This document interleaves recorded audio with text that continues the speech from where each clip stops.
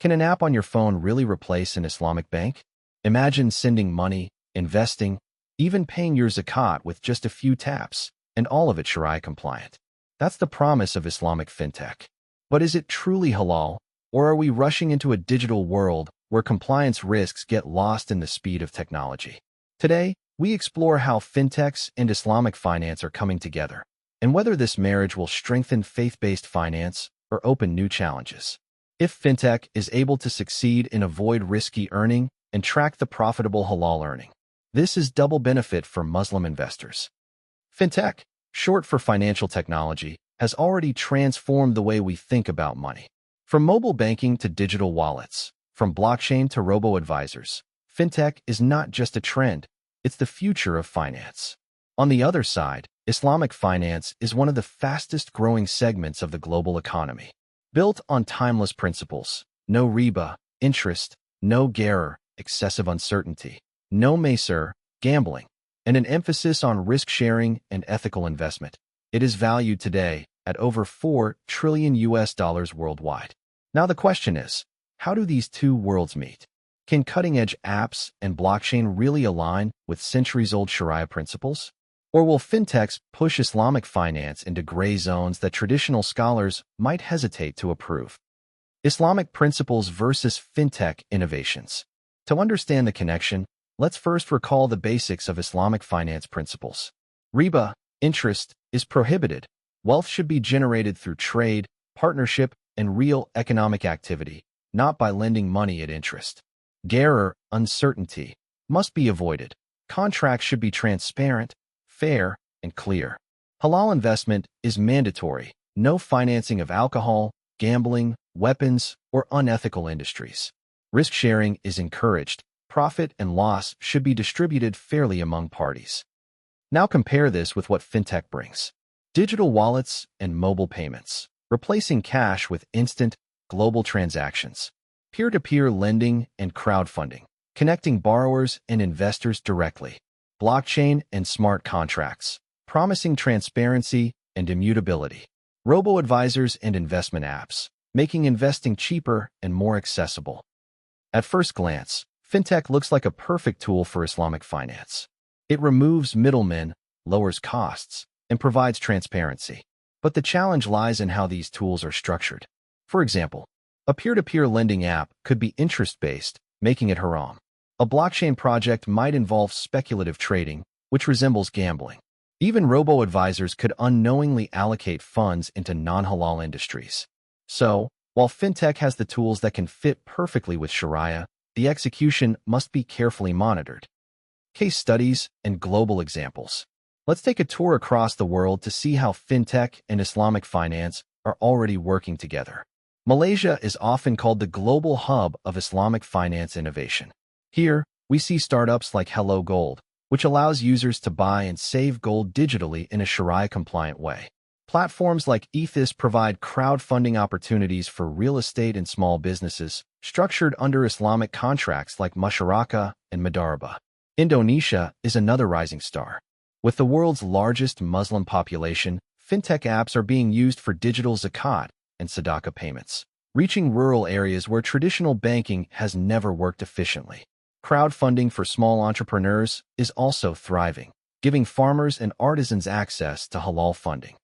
In the Middle East, Gulf countries are experimenting with digital-only Islamic banks.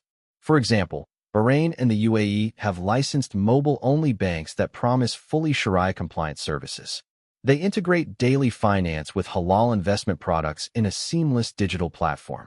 Meanwhile, in the Western world, we see apps like Wad Invest, a New York-based platform offering halal investing opportunities.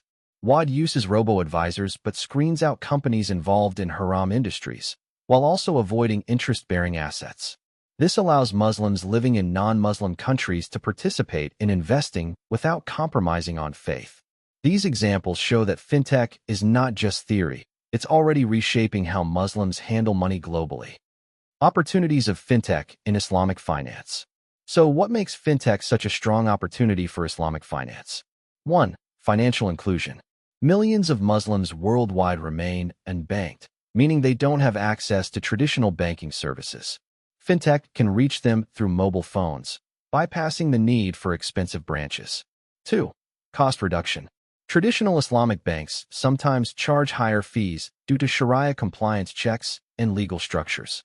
Fintech automates much of this, making services cheaper and more accessible. 3. Transparency and trust. Blockchain technology can make contracts tamper-proof. This aligns perfectly with the Islamic principle of eliminating error, uncertainty. Imagine a smart contract that automatically enforces a musharaka partnership with full transparency. 4. New avenues for halal investment. Apps allow Muslims to invest in halal funds, sukuk, Islamic bonds, or even digital gold with just a few clicks. This democratizes access to opportunities once limited to the wealthy or institutional investors. In short, Fintech has the potential to make Islamic finance faster, cheaper, and more accessible than ever before. Challenges and risks. But every opportunity comes with challenges. Shariah compliance certification. Who decides if a fintech product is halal? Traditional banks have Shariah boards, but fintech startups may launch quickly without clear fatwa oversight. This creates confusion and sometimes mistrust. Crypto and speculation. Many fintechs involve crypto assets. While some argue blockchain can serve Islamic finance, others highlight the speculative trading and volatility, which can resemble gambling. The line between innovation and haram practice is thin. Cybersecurity risks. Trust is crucial in finance. If users worry their zakat payments or halal investments might be hacked, adoption will be slow. Fintech companies must prove they are safe and reliable. Regulatory fragmentation. Different Muslim-majority countries interpret Shariah finance rules differently. What's approved in Malaysia may not be accepted in Saudi Arabia or Pakistan. This inconsistency slows down global growth. These challenges show why fintech in Islamic finance needs careful regulation, innovation, and constant dialogue between scholars, technologists, and regulators. Future outlook. Despite challenges, the future looks bright. Reports suggest that the Islamic fintech market could reach $150 billion by 2027. AI-driven robo-advisors, blockchain-based sukuk, and digital zakat platforms are all on the horizon. We are entering a world where Islamic banks may no longer be physical institutions, but rather apps in your pocket.